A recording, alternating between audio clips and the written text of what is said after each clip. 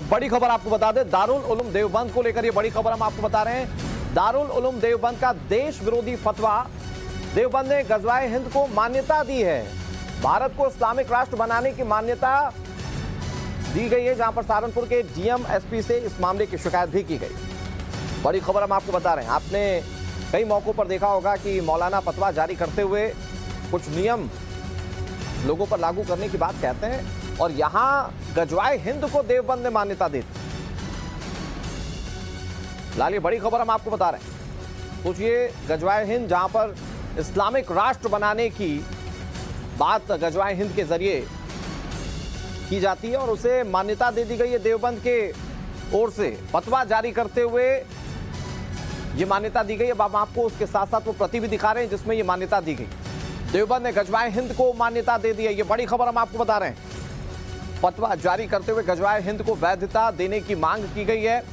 भारत को इस्लामिक राष्ट्र बनाने की एक तरीके से यह मान्यता दे दी गई। सहारनपुर के डीएम और एसपी से अब इस मामले की शिकायत की गई। तो अब सवाल यह है कि कार्रवाई किस तरह से की जाती है। गौरव हमारे सहयोगी ज्यादा जानकारी के साथ जुड़ गए हैं। गौरव, ये फतवा है क्या दरअसल, और अब इस पर जो कार्रवाई की मांग की जा रही है, किस तरह से कार्रवाई की दिशा में कदम उठाए जा सकते हैं?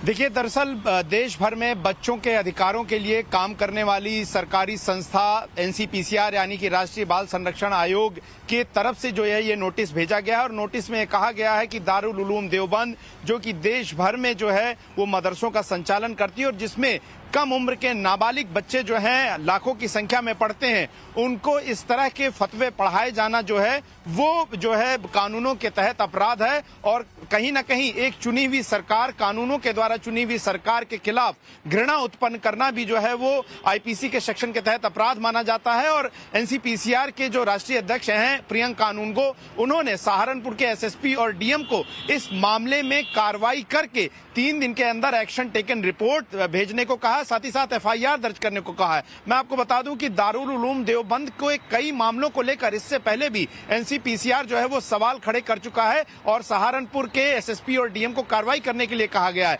लेकिन इस मामले में कई बार प्रशासन द्वारा कार्रवाई नहीं की गई।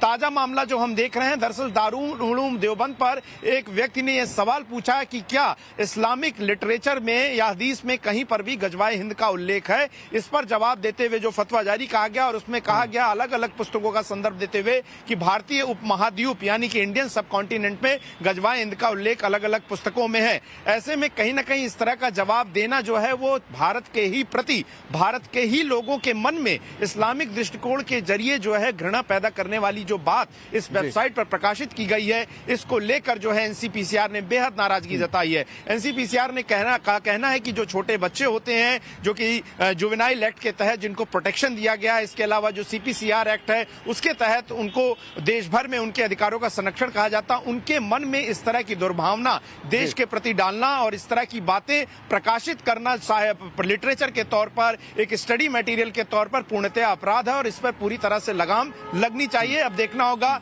कि किस तरीके से सहारनपुर के एसएसपी और डीएम